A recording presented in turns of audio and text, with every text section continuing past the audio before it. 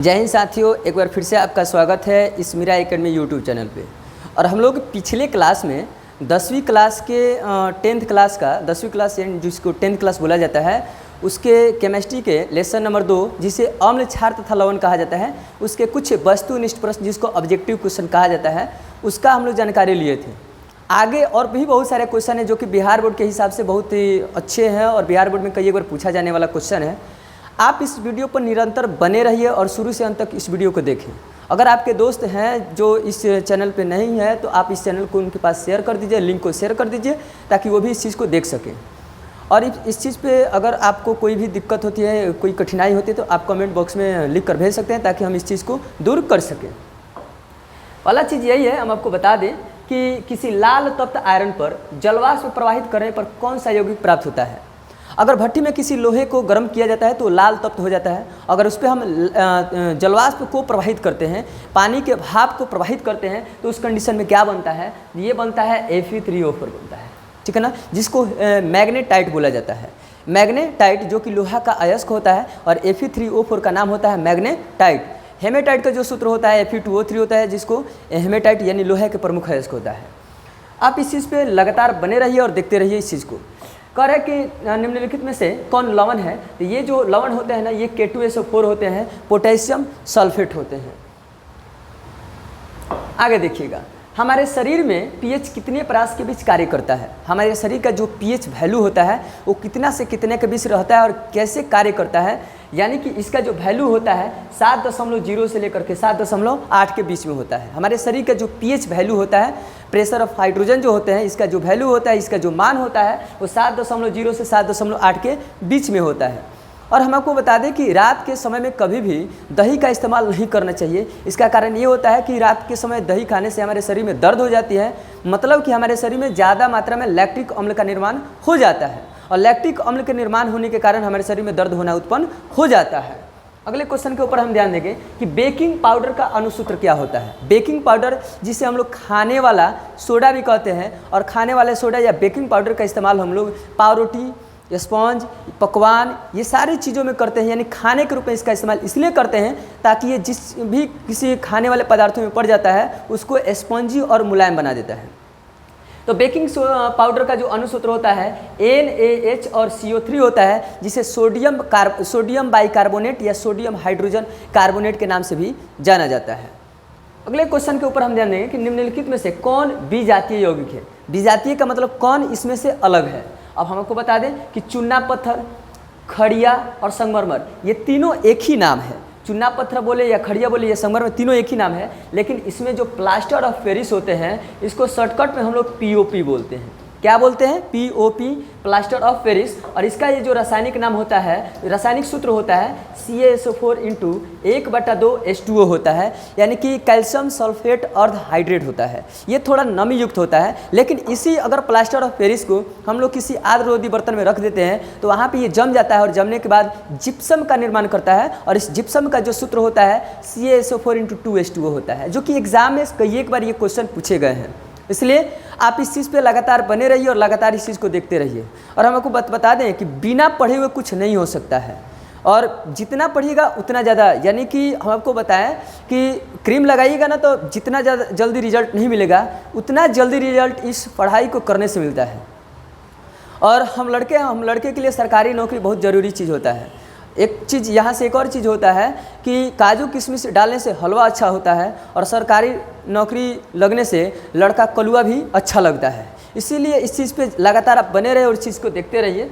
अगला क्वेश्चन ये है कि निम्नलिखित में से पीएच का कौन सा मान क्षारीय विलयन का मान देता है। तो ये जो 13 होते हैं, हमने आपको बताया कि जो पीएच वैल्यू होते हैं वो पीएच वैल्यू जो होता है 0 से लेकर के 14 के बीच में होता है। बीच में एक 7 होता है, अगर ये 7 से कम होगा तो अम्लीय हो जाएगा, 7 के बराबर होगा तो उदासीन होता है, लेकिन अगर वही 7 से अधिक हो जाए तो क्षारीय होता है। तो क्षारीय विलयन का वैल्यू पूछा है तो यहाँ पर जो है ये आपका 13 हो जाएगा, ठीक है ना। अगले क्वेश्चन के ऊपर हम ध्यान देते हैं।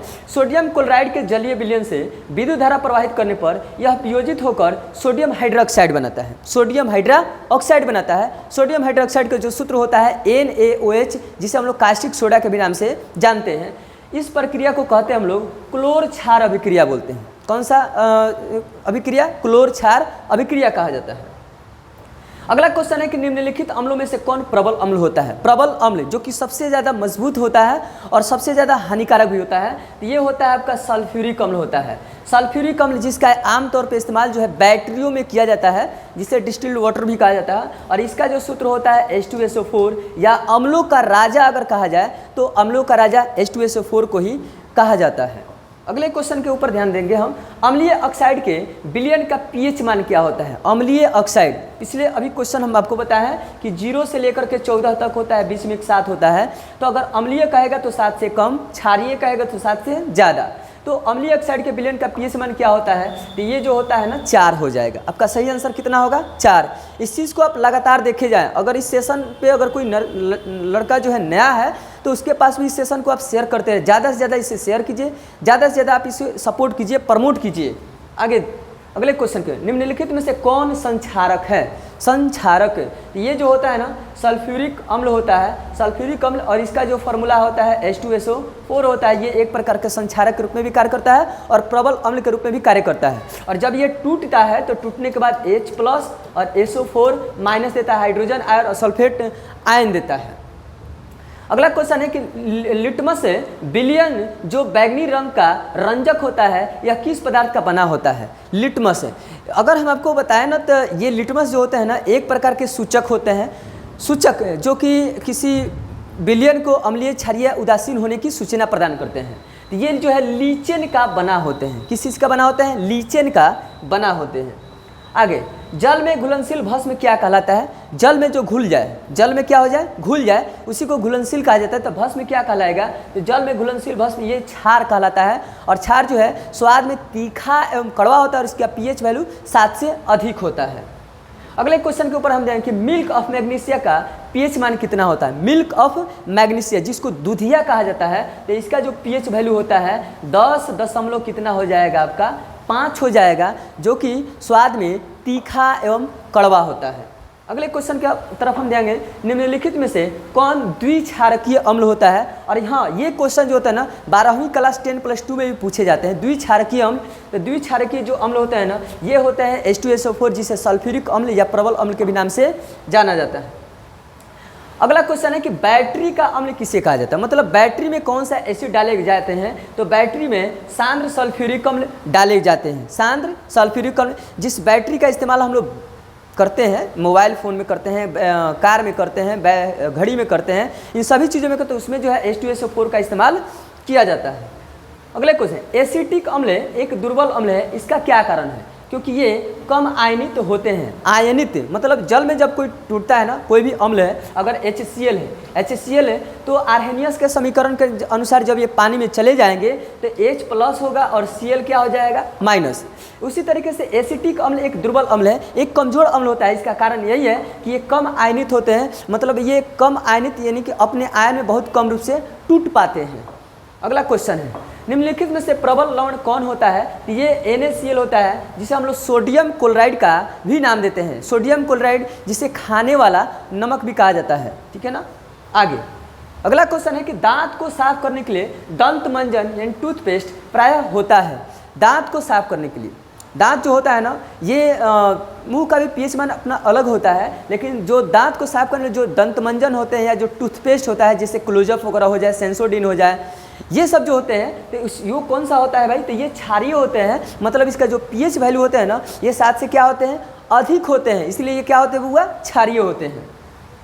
आगे, शुद्ध जल का जो पीएच मान होता है उस शुद्ध जल के पीएच मान कितने के बराबर होता है? तो 7 के बराबर होता है। शुद्ध जल का पीएच मान 7 के बराबर इसलिए होता है, और ये उदासीन भी होते हैं क्योंकि जल का ना कोई अपना स्वाद होता है, ना कोई महक होता है, ये कुछ नहीं होता है। शुद्ध जल का पीएच मान होता है कितना? 7। आगे, जब CO2 गैस को पानी में घोला जाता है तो विलयन का पीएच मान कितना हो जाएगा? ये विलयन का पीएच मान कितना हो जाएगा? तो 7 से क्या हो जाएगा? कम हो जाएगा, यानी कि ये अम्लीय हो जाता है, ठीक है ना। अगले क्वेश्चन पे कली चूना का रासायनिक सूत्र क्या होता है? चौक देखें ना आप, चौक, वही चौक जो होता है ना कैल्शियम ऑक्साइड होता है, जिसका फार्मूला होता है CaO, कैल्शियम ऑक्साइड यानी कली चूना। कली चूना का रासायनिक सूत्र CaO होता है और इसका रासायनिक नाम जो होता है कैल्शियम ऑक्साइड होता है। अगले क्वेश्चन के ऊपर ध्यान देंगे हम। तो निम्नलिखित में से किस विलयन का उपयोग दीवारों की सफेदी करने के लिए किया जाता है?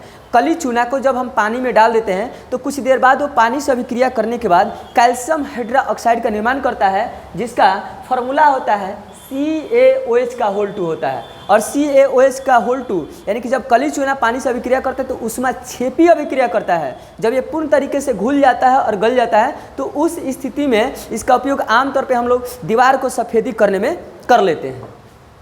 अगला, निम्नलिखित में से कौन सा बुझा हुआ चूना है? बुझा हुआ चूना का भी सूत्र कहें तो यही होता है, CaOH का होल 2 होता है या कैल्शियम हाइड्रोक्साइड कहा जाता है।